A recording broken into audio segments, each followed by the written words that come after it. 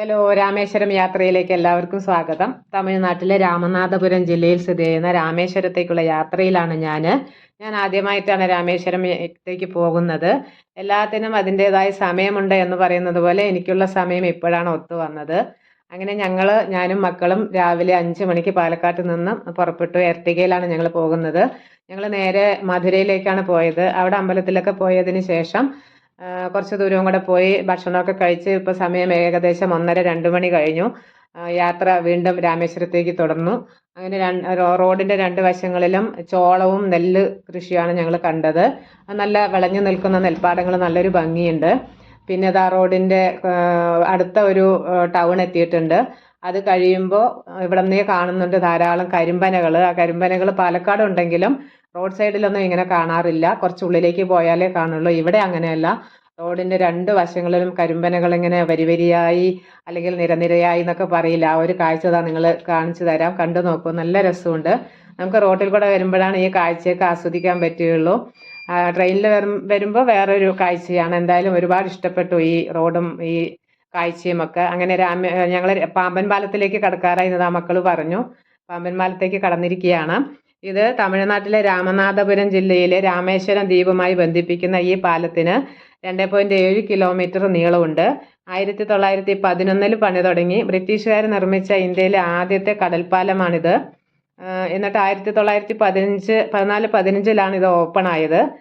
കപ്പലുകൾക്ക് കടന്നു പോകാൻ മധ്യഭാഗം ഉയർത്താൻ കഴിയുന്ന സാങ്കേതിക വിദ്യ ഉപയോഗിച്ചാണ് ഇത് നിർമ്മിച്ചിട്ടുള്ളത്.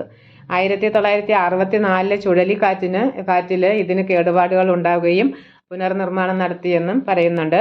ഇതിന് സമാന്തരമായി, പഴയ പാലത്തിന് സമാന്തരമായിട്ട് നിർമ്മിക്കപ്പെട്ട പുതിയ പാലം 2025 പ്രധാനമന്ത്രി നരേന്ദ്രമോദി ഉദ്ഘാടനം ചെയ്തത്. അതാണ് ഈ കാണുന്നത്. ആദ്യം കാണുന്നത് പഴയ റെയിൽവേ പാലവും അതിനപ്പുറത്ത് കാണുന്നത് പുതിയതും. പഴയതിനേക്കാൾ കുറച്ച് പൊക്കത്തിലാണ് പുതിയത് ഉണ്ടാക്കിയിരിക്കുന്നത്. നല്ല മനോഹരമായ ഒരു കാഴ്ചയാണ്. ഒരു സൈഡ് ബംഗാൾ ഉൾക്കടലും മറു സൈഡിൽ ഇന്ത്യൻ മഹാസമുദ്രവും. ആ ഒരു കാഴ്ച, ഇതിൻ്റെ മനോഹരമായ ദൃശ്യം കാണണമെങ്കിൽ നമ്മൾ ധനുഷ്കോടിയിൽ പോകണം. 2 കടലും കൂടെ സംഗമിക്കുന്ന ആ സ്ഥാനം.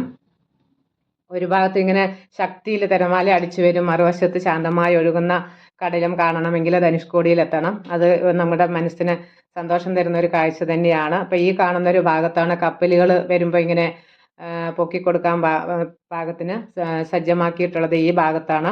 ഇതിവിടെ വന്ന് കണ്ടാലാണ് ഇതിൻ്റെ ഒരു ആ മനോഹാരിത നമുക്ക് മനസ്സിലാവുള്ളൂ. അപ്പോൾ ഈ രാമേശ്വരത്തേക്ക് പോകുമ്പോൾ ഈ പാമ്പൻ പാലം കണ്ടത് മനസ്സിൽ നിന്ന് മായാത്തൊരു കാഴ്ച തന്നെയാണ്.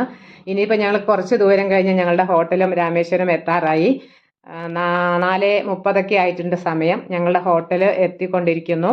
ഞങ്ങൾ പടിഞ്ഞാറേ നടയിലാണ് ഹോട്ടൽ ബുക്ക് ചെയ്തിട്ടുള്ളത്. അവിടെ ഞങ്ങൾ എത്തി ഫ്രഷായി. അവിടെ ചോദിച്ചപ്പോൾ 8:30 വരെ അമ്പലം തുറന്നു വെച്ചിട്ടുണ്ടാവും എന്ന് പറഞ്ഞു. അങ്ങനെ ഞങ്ങൾ രാത്രി പോയാൽ തിരക്കുണ്ടാവില്ലല്ലോ എന്ന് വിചാരിച്ച് ഞങ്ങൾ അമ്പലത്തിലേക്ക് രാത്രി തന്നെ നടന്നു പോയാൽ മതി. നടന്നു പോയിക്കൊണ്ടിരിക്കുകയാണ്. ഇത് പടിഞ്ഞാറേ ഗോപുരമാണ്. കിഴക്ക് ഭാഗത്തും ഇതുപോലൊരു ഗോപുരമുണ്ട്. പിന്നെ 2 സൈഡിലും ഉണ്ട്. ഞങ്ങളിപ്പോൾ ഇതിൻ്റെ മെയിൻ കവാടത്തിനടുത്തെത്തി ഞങ്ങൾ ഇതിനകത്തേക്ക് കടക്കുകയാണ്. ഇതിനെക്കുറിച്ച് പറയുമ്പോൾ ഏഷ്യയിലെ ഏറ്റവും ദൈർഘ്യമേറിയ ഇടനാഴികളും ക്ഷേത്രത്തിനകത്ത് തന്നെ 22 പുണ്യതീർത്ഥങ്ങളും ഉള്ളതാണ് ഇതിൻ്റെ പ്രത്യേകത.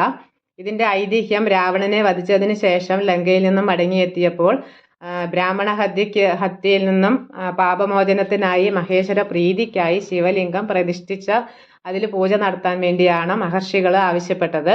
അത് പ്രകാരം ഹനുമാനെ കൈലാസത്തിലേക്ക് ശിവലിംഗം കൊണ്ടുവരാനായി അയക്കുകയും ശിവലിംഗം കൊണ്ടുവരാൻ ഹനുമാന് കാലതാമസം നേരിട്ടപ്പോൾ സീതാദേവി കടലിൽ പോയി ഒരു പിടി മണൽ വാരിക്കൊണ്ടുവന്ന് ശിവലിംഗം പ്രതിഷ്ഠിച്ചു പൂജ നടത്തിയെന്നാണ് പറയുന്നത്.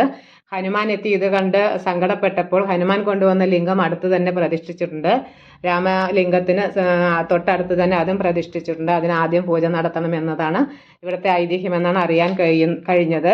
അപ്പോൾ ഈ ഒരു വൈകുന്നേരം സമയമായതുകൊണ്ട് തിരക്കില്ലാതെ ഞങ്ങൾക്ക് തൊഴാൻ പറ്റി. ഇതിനകത്ത് പോയാൽ വീഡിയോ എടുക്കാൻ പറ്റില്ല. അപ്പോൾ ഇന്നത്തെ വീഡിയോ ഇഷ്ടപ്പെട്ടാൽ നിങ്ങൾ ഇതുപോലെയൊക്കെ വരുമ്പോൾ പോകാൻ ശ്രമിക്കുക.